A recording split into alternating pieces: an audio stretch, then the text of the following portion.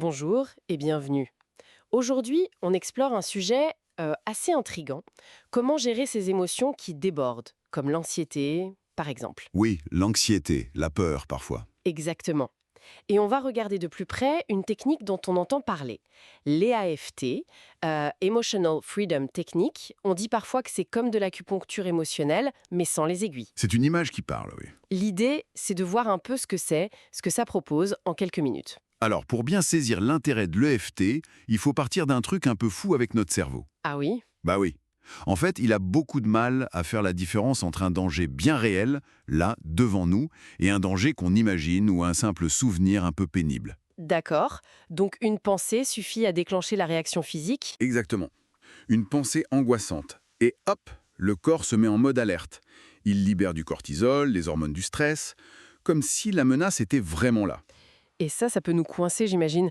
Le stress qui nourrit les pensées noires, qui elles-mêmes relancent le stress. C'est tout à fait ça. Un cercle vicieux. Le stress entraîne la rumination, ça fatigue, et le système nerveux, lui, il reste sur le qui-vive.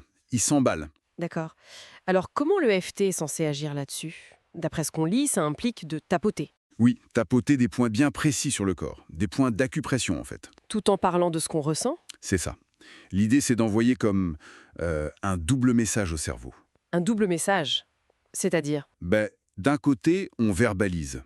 On dit « Ok, là je ressens cette anxiété, ou cette peur, ou cette colère ». On nomme l'émotion, on l'accepte en quelque sorte. D'accord, on ne la nie pas. Non. Et de l'autre côté, en même temps, on tapote ces points spécifiques. Et ces tapotements, ils sont censés envoyer un signal de calme physique au corps. Ah, intéressant. Comme pour dire l'émotion est là, je la vois, mais physiquement, tout va bien, je suis en sécurité. Voilà, c'est un peu ça l'idée. Interrompre la réaction de stress automatique, malgré l'émotion présente.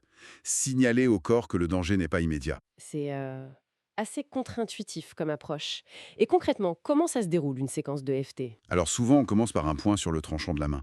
Le point karaté, on l'appelle. Point karaté, d'accord. Et on dit quelque chose en même temps? Oui, une phrase de préparation. C'est important. Quelque chose comme même si je ressens, non de l'émotion ou du problème. Même si je ressens cette grosse anxiété avant ma présentation, par exemple. Exactement. Je choisis de m'aimer et de m'accepter profondément. Ou une variation. L'idée, c'est de reconnaître le souci, mais d'affirmer une acceptation de soi. D'accord. Et après ce point karaté? Après, tout en restant concentré sur ce qu'on ressent, eh bien, on tapote une série d'autres points. Lesquels? Il y en a beaucoup? Il y en a quelques-uns principaux. Le sommet de la tête, le début des sourcils juste au-dessus du nez, le coin de l'œil, Mhm. sous l'œil, sur l'os, sous le nez, dans le creux du menton, D'accord, je vois le trajet. puis les clavicules, juste en dessous, et sous le bras, sur le côté. Voilà, c'est la ronde de base, disons. Et pendant qu'on tapote ces points, on continue de penser à l'émotion? On répète quelque chose? Oui, on reste connecté au ressenti. On peut répéter une phrase courte qui rappelle le problème, genre cette anxiété, cette peur de parler. Et ce qui semble vraiment crucial, d'après les sources, c'est la combinaison. C'est pas juste tapoter ou juste parler. Tout à fait, c'est vraiment l'association des deux qui est présentée comme le cœur de la technique. Le tapotement physique pendant qu'on verbalise et qu'on accepte ce qui est là. C'est ça qui ferait la différence, qui permettrait de désamorcer la réaction haïe.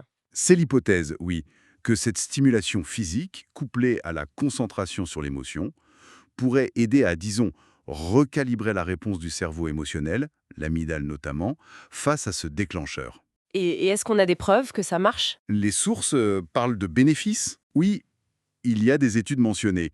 Certaines montrent une baisse mesurable du cortisol, l'hormone du stress, après des séances. Ah oui, quand même. On cite aussi des effets positifs sur l'anxiété généralisée, sur certaines phobies, pour aider avec les douleurs chroniques et même comme support pour le stress post-traumatique. Donc ça semble assez large comme champ d'application. Mais est-ce qu'il faut voir ça comme une baguette magique? Ah non, surtout pas. Et ça, c'est vraiment un point important qui ressort. L'EFT est présenté comme un outil de régulation. De régulation, c'est-à-dire? C'est pour aider à traverser l'émotion forte, à en diminuer l'intensité, pour pouvoir la gérer. Ce n'est pas pour l'effacer ou la fuir. L'objectif, c'est de revenir à soi, dans son corps, dans le présent. Donc on apprend à mieux surfer la vague émotionnelle plutôt que de vouloir une mer toute plate. C'est une très bonne image, oui. L'idée, c'est qu'en pratiquant régulièrement, on développerait notre résilience émotionnelle. Notre capacité à rester plus calme à l'intérieur, même quand ça secoue. Exactement. C'est un peu comme un muscle, ce calme intérieur. Plus on s'entraîne à y revenir face aux difficultés, plus il se renforce.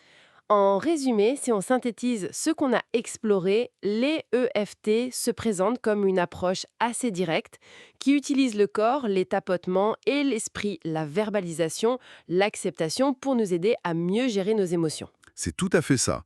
On combine le physique et le mental pour apaiser le système.